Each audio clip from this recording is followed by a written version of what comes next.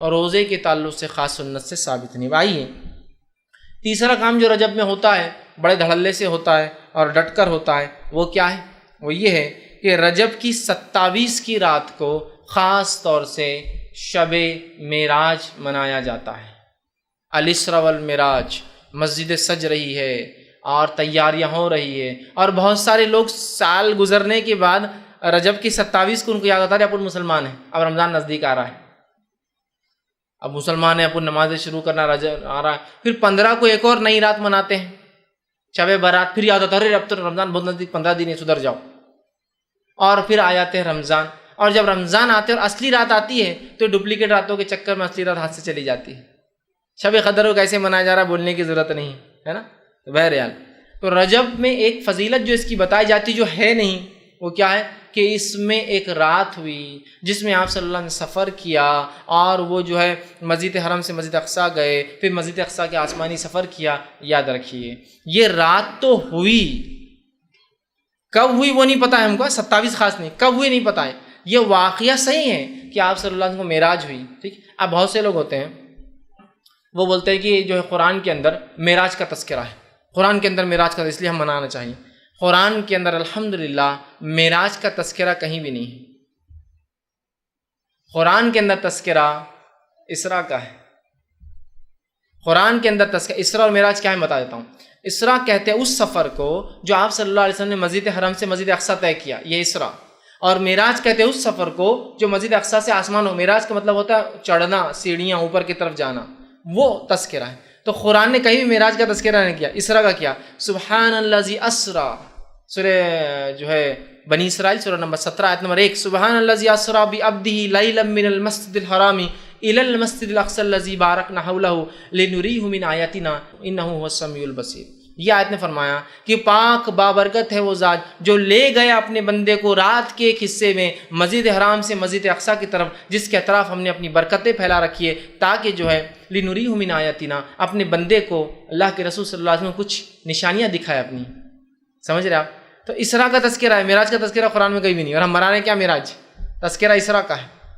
بہرحال تو یہ واقعہ ہوا، ہم واقعے کا انکار نہیں کریں کہ آپ صلی اللہ علیہ آسمان پہ گئے، وہ سفر ہوا، آپ مسجد حرم سے اقصیٰ گئے، آپ نے نماز پڑھائی وہاں امام انبیاؤں کو، وہاں سے پھر جبرائیل علیہ السلام سفر کر کے آپ کو براق میں بٹھا کر آسمانوں کی طرف لے گئے، پہلے آسمان، دوسرا آسمان، تیسرا آسمان، چوتھا آسمان، پانچواں، چھٹا، ساتواں آسمان پہ گیا، اللہ آپ سے ہم کلام ہوا، آپ کو کچھ آیتیں جو ہے سورہ بقرہ کی 2 آخری آیتیں دی گئی، اللہ رب العزت سے کلام ہوا، ابراہیم علیہ السلام سے ملاقات ہوئی، بہت ساری باتیں اس کے اندر آتی ہیں، ہم انکار نہیں کرتے ان کا، لیکن کسی چیز کے ہونا اس کے منانے کی دلیل نہیں ہے۔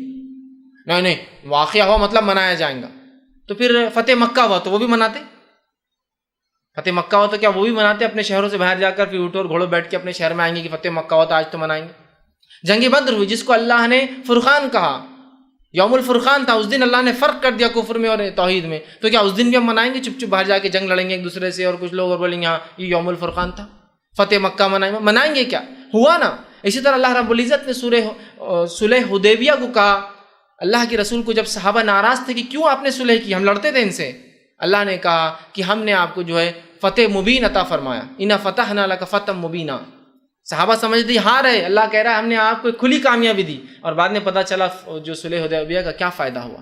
تو اب صلح حدیبیہ بھی منائیں گے؟ نہیں، اس دن اللہ نے کہا کہ یہ تو فتح مبین ہے، اور یہ یوم الفرقان ہے، جو ہے جنگ بدر، اور اسی طرح فتح مکہ ہوئی، اسلام کو غلبہ ملا تو وہ منائیں گے، ایسا کریں گے۔ پھر اللہ کے ہجرت کر کے گئے تو ہم بھی سب کہیں تو بھی جا کے آئیں گے، کریں گے کہیں؟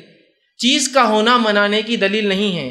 تو یہ ہوا واقعہ، اس واقعے کی اگر تفصیلات آپ دیکھنا چاہتے ہیں تو میرا اس پہ ایک مفصل 2-2.5 گھنٹے کا ایک بہت تفصیلی عنوان ہے، شب معراج کی حقیقت اور ہماری بدعتیں، یہ آپ دیکھ لیں۔ اس کے بعد شب برات آئیں گی، اس پہ میرا ایک لیکچر ہے، شب برات کی حقیقت اور ہماری بدعتیں، اور تیسری رات جو منائی جاتی ہے جو حقیقی ہے اس کے اوپر ہی میرا ایک لیکچر ہے، شب قدر کی اہمیت اور ہماری غفلتیں، اس کو ضرور آپ دیکھیں۔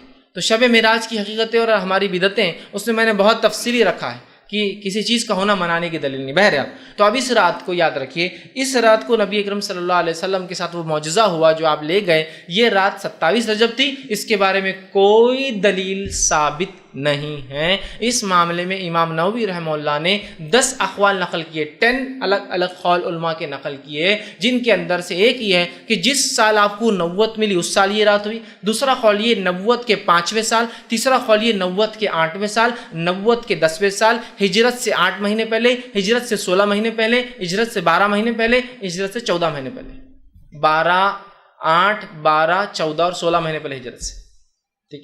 کسی نے کہا رمضان کے مہینے میں ہوئی، کسی نے کہا یہ رجب کے اندر ہوئی، کسی نے کہا یہ شعبان میں ہوئی، کسی نے کہا یہ محرم میں ہوئی، کوئی قول نہیں۔ تاریخ کے معاملے میں اختلاف، کب ہوا اس میں بھی اختلاف، اور صحابہ میں سے بہت کم اقوال اس تعلق سے ملتے کب ہوا، یاد رکھیے۔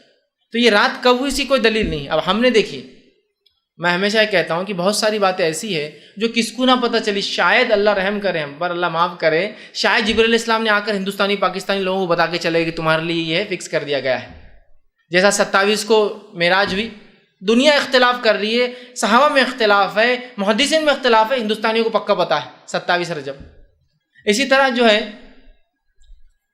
شب قدر کب ہے اس کو تلاش کرنے کا حکم ہے۔ جو آخری حدیث ملتی ہے اس کے تعلق سے وہ یہ ہے کہ اسے رمضان کی آخری عشرے کی طاق راتوں میں تلاش کرو، مطلب 5 میں سے کوئی ایک شاید۔ دیکھیے نا، یہاں اختلاف ہے، یہ رات کب ہوئی، معراج کب ہوئی، ہمارے پاس پکا ہے کب ہوئی، 27 رجب۔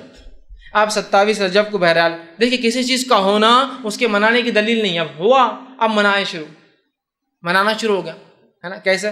راتوں کو مسجدیں سجائی جا رہی ہے، نہایا جا رہا ہے، تیار ہوا جا رہا ہے، انتظام کیا جا رہا ہے، مخصوص پکوان اور میٹھے، اور ظاہر سے کوئی بدعت بغیر میٹھے کی تو کمپلیٹ ہوتی نہیں ہے، مخصوص میٹھے بنائے جا رہے ہیں، اسی طرح جو ہے مخصوص لباس بنائے جا رہے ہیں، مخصوص رکعت میں تعداد میں راتوں کی نماز، جیسے 100 رکعت نماز، یا پھر ایک نماز ہوتی ہے کہ جو زندگی بھر کے نمازیں چھوٹ گئے، ٹھیک، جو ہے قضائے عمری پڑھی جا رہی ہے، اسی طرح جو ہے صبح اٹھ کر پھر 27 کا روزہ رکھا جا رہا ہے۔ یہ تمام کام بدعت ہے۔ وہ رات ہوئی، وہ واقعہ ہوا، اس کے بارے میں ہمیں فکس نہیں پتہ وہ کب ہوئی رات اور کیا واقعہ، مطلب واقعہ تو پتہ ہے لیکن وہ رات کب ہوئی، کس مہینے ہوئی، کس سن میں ہوئی، ہمیں نہیں پتہ۔ لہٰذا اس رات کو یاد کر سکتے آپ کہ وہ واقعہ کیا تھا، لیکن منانا یہ بدعت میں شامل ہوگا۔